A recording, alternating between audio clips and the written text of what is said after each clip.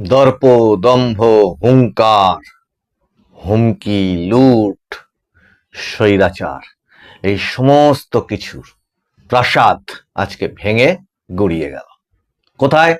আমতলায়। কার? তৃণমূল কংগ্রেসের party office. আমতলায় কার?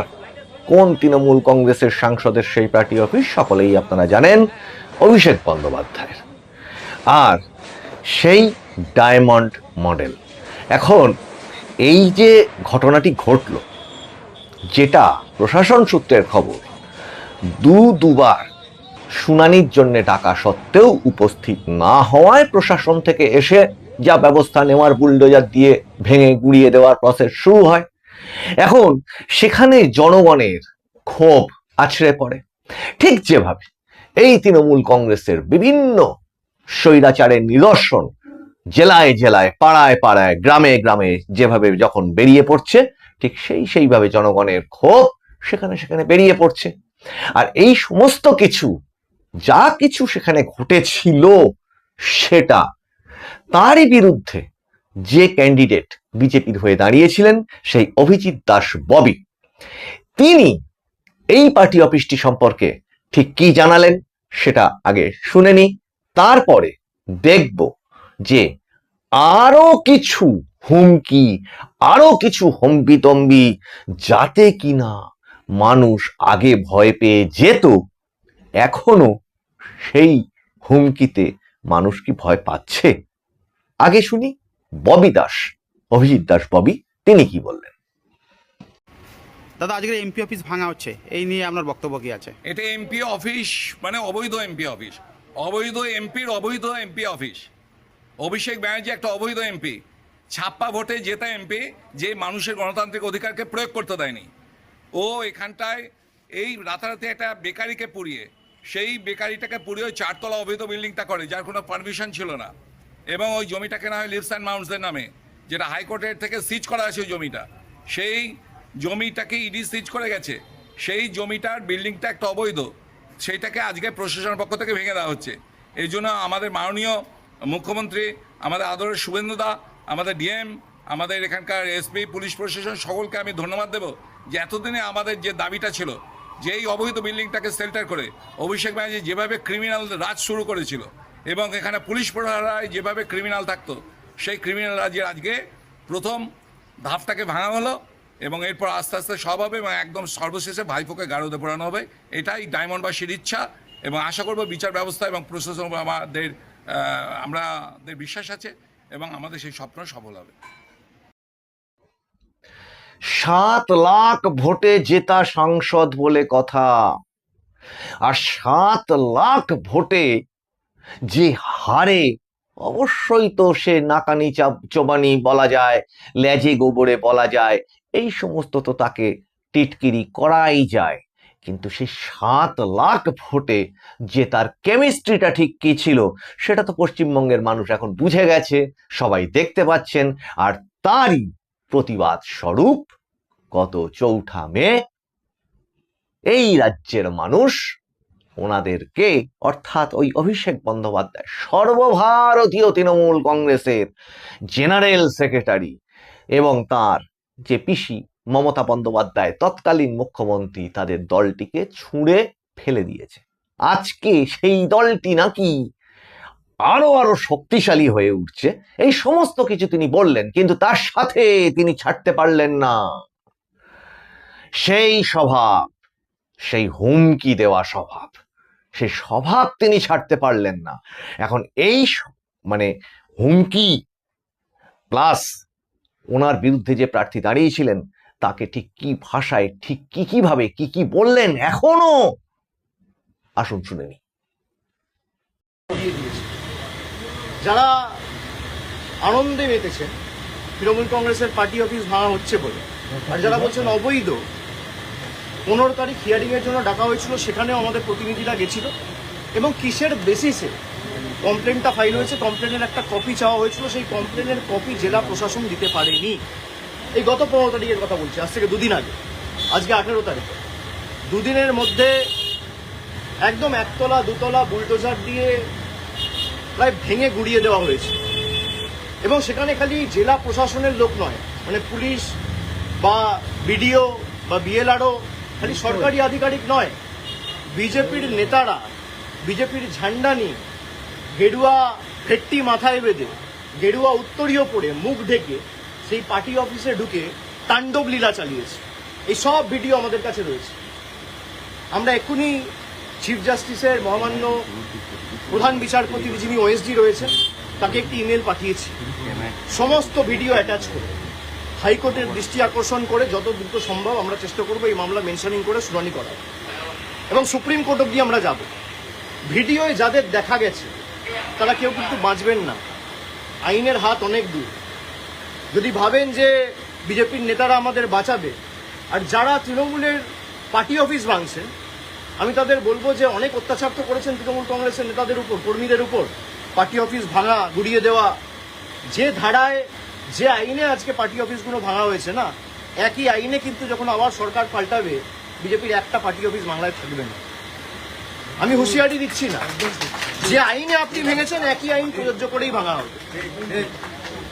যারা তৃণমূল কংগ্রেসকে ভাবছে যে দুর্বল করব, দল ভেঙে তৃণমূল কংগ্রেসকে শেষ করে দেবো, আগুনে জ্বালিয়ে দেবো, সেই আগুনের স্ফুলিঙ্গগুলো থেকে তৃণমূল কংগ্রেস আবার জন্ম নেবে মমতা বন্দ্যোপাধ্যায়কে সামনে রেখে। যারা প্রশাসনকে ব্যবহার করে মিথ্যা মামলায় কর্মীদের ফাঁসানোর চেষ্টা করছে, আমরা প্রায় 2 মাস ধরে এখানে মমতা ব্যানার্জির বাসভবনে এবং তৃণমূল কংগ্রেসের সেন্ট্রাল অফিসে রয়েছি। প্রায় 1000 জন কর্মীর বেল অ্যান্টি বেল আমরা করিয়েছি, বিচার ব্যবস্থার দ্বারস্থ হয়েছে। যখন একটা কেস সাবজুডিস রয়েছে, একটা মামলা করা হয়েছে মে মাসের 7 তারিখ 8 তারিখ, আজকে জুলাই মাসের 18 তারিখ, আপনি সেই মামলা উপেক্ষা করে নিজের ক্ষমতা প্রদর্শন করতে গিয়ে, নিজের হাতে কত ক্ষমতা সেই দেখাতে গিয়ে বুলডোজার মডেল, ভোটের আগে ছিল অন্নপূর্ণা ভান্ডার আর ভোটের পরে বুলডোজার, এই হচ্ছে বিজেপির প্রকৃত স্বরূপ। তো যারা ভাবছেন বুলডোজার চালিয়ে তৃণমূল কংগ্রেসকে ধমকে চমকে দমিয়ে রাখবো, তৃণমূল কংগ্রেস আরো শক্তিশালী হবে। আর আপনি বাড়ি ভাঙুন, পার্টি অফিস তো মন্দির আমাদের কাছে। যদি কেউ ভাবে পার্টি অফিস ভাঙে, যদি কোনো অবৈধভাবে সরকারি জায়গা দখল করে পার্টি অফিস কেউ করে, সে পার্টি অফিস আপনারা যথাযথ সরকারি ব্যবস্থা নিতে পারেন, আমার কিছু বলার নেই। কিন্তু এই জায়গাটা তো সরকারি নয়, কিনে অফিস বানানো হয়েছে, তার প্ল্যান রয়েছে, বৈধ নথি রয়েছে, সব হাইকোর্টে আমরা জমা দেবো। তারপরেও আপনারা ক্ষমতা দেখাতে গিয়ে যে পার্টি অফিস ভেঙেছে, প্রত্যেক ক্রিয়া সমান এবং বিপরীত প্রতিক্রিয়া আছে, এটা বিজেপির নেতারা যেন ভুলে না যায়। আর ঈশ্বর সৃষ্টিকর্তা সর্বশক্তিমানের আশীর্বাদে যদি বেঁচে থাকি, ওই যে বললাম যে আইনের যে ধারায় আপনারা এই অত্যাচারগুলো করেছেন, একই আইনের একই ধারায় 31-এ ফিরিয়ে দেবো সুদ সমেত, কথা দিয়ে। গোটা ভোটের প্রচারে একের পর এক হুমকি দিয়ে গেছেন এই মানুষটা, ডিজে বাজানোর কথা বলে ফেল করে গেছেন। অমিত শাহকে, মাননীয় স্বরাষ্ট্রমন্ত্রী, তাকে নিমন্ত্রণ করেছিলেন 4 তারিখ বেলা 12টার সময় আসার জন্য, ফেল। গোটা দলটাই উঠে চলে যাচ্ছে, আর একের পর এক যেই বেরিয়ে যাচ্ছে দল থেকে, সেই এই লোকটির দিকে আঙুল তুলছে আর বেরিয়ে আসছে একের পর এক স্বৈরাচার এবং লুট, অপমান, হুমকি, স্বেচ্ছাচার, এই সমস্ত ইতিহাস। আর কেলেঙ্কারি, সে তো পশ্চিমবঙ্গের মানুষজন আমরা পরতে পরতে দেখতে পাচ্ছি, প্রতি মুহূর্তে দেখতে পাচ্ছি।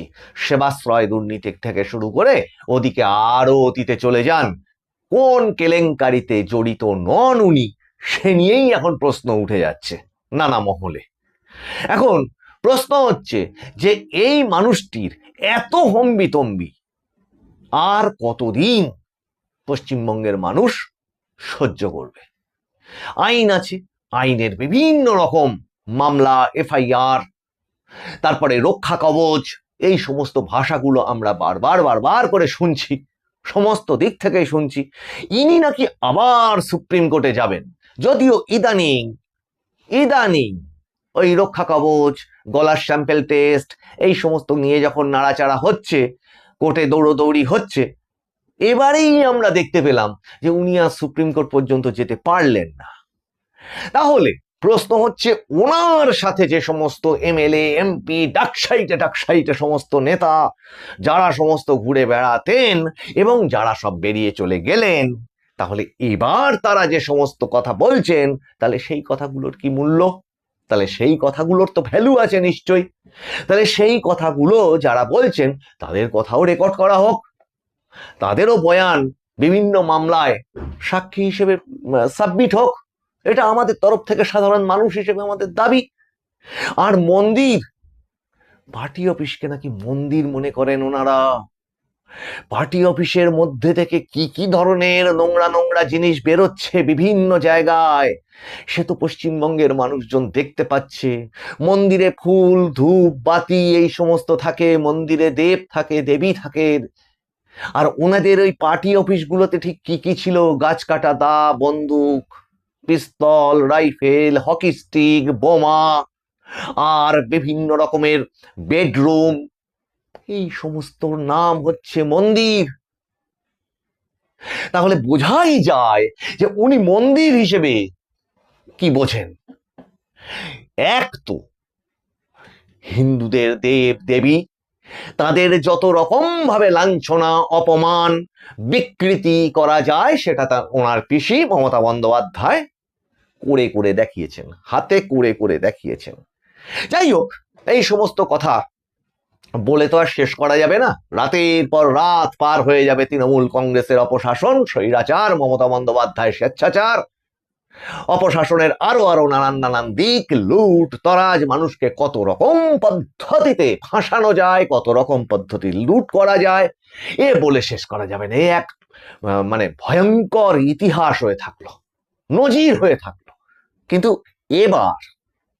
এবার ওনার এই গলা স্যাম্পেল টেস্ট, তারপরে আবার রক্ষা কবচ, না হয় একটা মামলাতে, তো আগস্ট মাস আসছে, এই আগস্ট মাসে কিন্তু আরো আরো অনেক অনেক মামলাগুলি আছে বলে আমরা জানতে পারছি।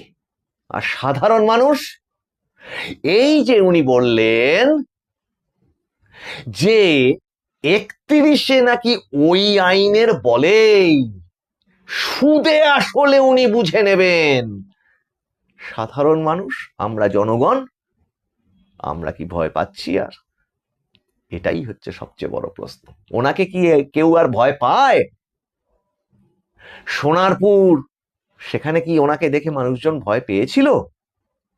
ওনার ওই শান্তিনিকেতন বিল্ডিং, যেখানে লৌহ প্রাচীর দিয়ে ঘেরা থাকতো, সেখানে তার পরবর্তীতে ভোটের পরে যে সমস্ত দৃশ্যগুলো আমরা দেখলাম, তাতে কি মনে হলো মানুষ ভয় পাচ্ছে?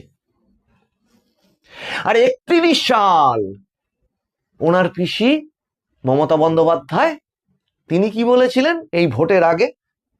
তিনি বলেছিলেন যে ওনাকে উল্টাতে এসেছে, বিজেপি গভর্নমেন্টটাকেই নাকি উনি উল্টে দেবেন। মনে রাখবেন, ওনাদের কাছে নাকি 42 জন এমপি আছে। যা, সেসব কোথায় গেল?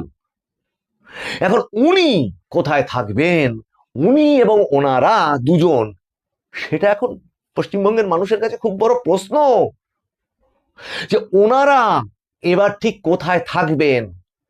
আইনের দিকে মানুষ চোখ তাকিয়ে বসে আছে, কবে সেই দিনটা আসে।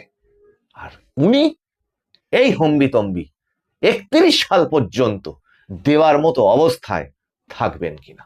শুধু দর্শকবৃন্দ, এই এপিসোডগুলো আপনাদের ভালো লাগলে আপনারা লাইক শেয়ার কমেন্ট করুন। আমি প্রবীর রায়চৌধুরী আপনাদের সঙ্গে এতক্ষণ ছিলাম। আরো নতুন আপডেট এবং নানা খবরের জন্য আপনারা চোখ রাখুন মানুষের ভাষার পর্দায়, তার কারণ মানুষের ভাষা সবার মনের কথা বলে। বন্দে মাতরম, নমস্কার।